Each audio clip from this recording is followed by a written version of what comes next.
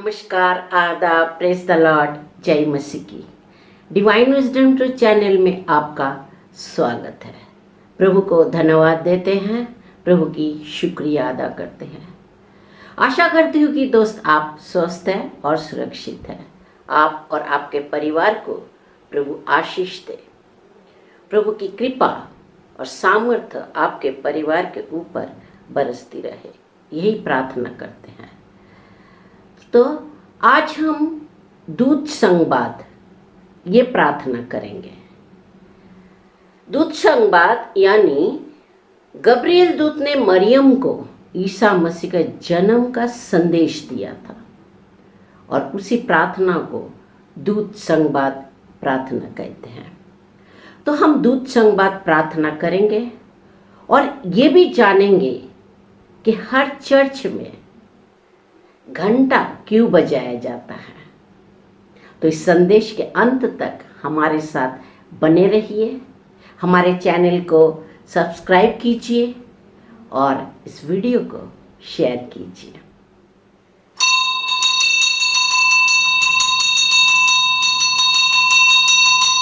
दोस्तों, अभी अभी मैंने घंटा बजाया है। गांव हो या शहर, नगर हो या देहात, हर जगह हर चर्च में सुबह, शाम और दोपहर को घंटा बजाया जाता है। सुबह 6 बजे, दोपहर को 12 बजे और शाम को 6 बजे घंटा बजाया जाता है। और तब हम दूत संवाद ये प्रार्थना करते हैं। मगर शहरों में चर्च दूर होता है और शहर के शोरगुल में हमें वो घंटा ध्वनि सुनाई नहीं देता है, मगर फिर भी हम दूत संवाद प्रार्थना करते हैं। दोस्तों, अभी शाम है और मैंने घंटा भी बजाया है। तो आइए हम दूत संवाद प्रार्थना करते हैं। पिता, पुत्र, पवित्र आत्मा के नाम से आमीन। प्रभु के दूत ने मरियम को संदेश दिया और वो पवित्र आत्मा से गर्भवती हुई। प्रणाम मरिया, कृपापूर्ण, प्रभु तेरे साथ है। धन्य तू स्त्रियों में और धन्य तेरा गर्भ का फल यीशु। हे संत मरिया, परमेश्वर की माँ, प्रार्थना कर हम पापियों के लिए अब और हमारे मरने के समय। आमीन। देखो, मैं प्रभु की दासी हूँ, तेरा कथन मुझ में पूरी हो। प्रणाम मरिया, कृपापूर्ण, प्रभु तेरे साथ है। धन्य तू स्त्रियों में और धन्य तेरा गर्भ का फल यीशु। हे संत मरिया, परमेश्वर की माँ, प्रार्थना कर हम पापियों के लिए अब और हमारे मरने के समय। आमीन। और शब्द मनुष्य बना और हमारे बीच रहा। प्रणाम मरिया, कृपापूर्ण, प्रभु तेरे साथ है। धन्य तू स्त्रियों में और धन्य तेरा गर्भ का फल यीशु।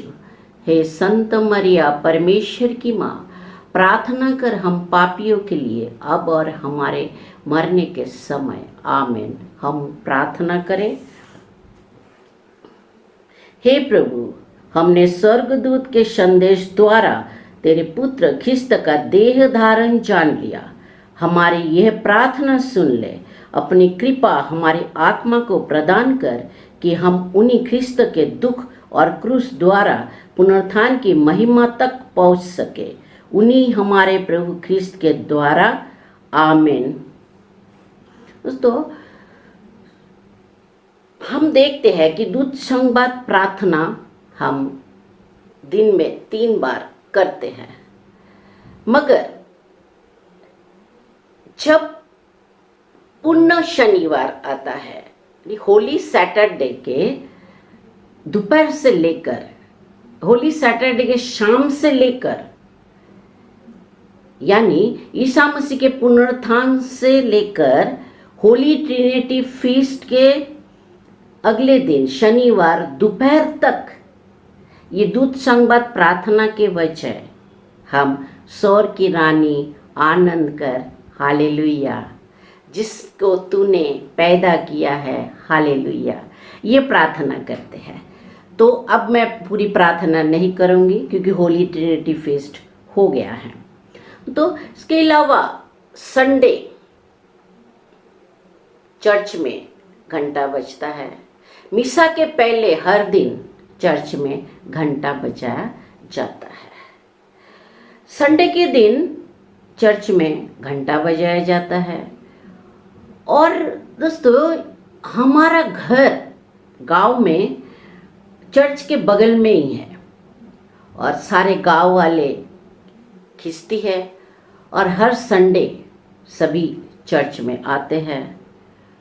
तो जब किसी को चर्च जाने में देरी हो जाती थी तो वे रास्ते में से भागते थे कि चलो चलो भागो, तीसरा घंटा बज गया है, मिसा शुरू हो गया है। और लोग भागते थे। तो बच्चे भागते हैं तो ठीक है, लेकिन मगर जब बड़े बूढ़े भागते हैं तो कैसा लगता है, ये मजा आता है। ईश्वर भी प्रसन्न होता है कि मेरे भक्त सब चर्च में मेरा पुत्र का जो आत्म बलिदान है, मिसा बलिदान है, उसमें सहभागी होने के लिए किस तरह से भाग रहे हैं। भागो भागो। तो इसी तरह से चर्च में हम सब जाते थे, प्रार्थना करते थे, मिसा बलि उत्सर्ग करते थे और वहाँ पर 3 बार घंटा बजाया जाता था और आखिरी घंटा जब बजता था तो मिसा शुरू होता था। तो इसके अलावा और कई कारणों से चर्च में घंटा बजाया जाता है। तो आपने कभी सुना है कि गांव में जब डाकू घुस आते हैं तब चर्च में घंटा बजाया जाता है? नहीं सुना, मगर ये सच है।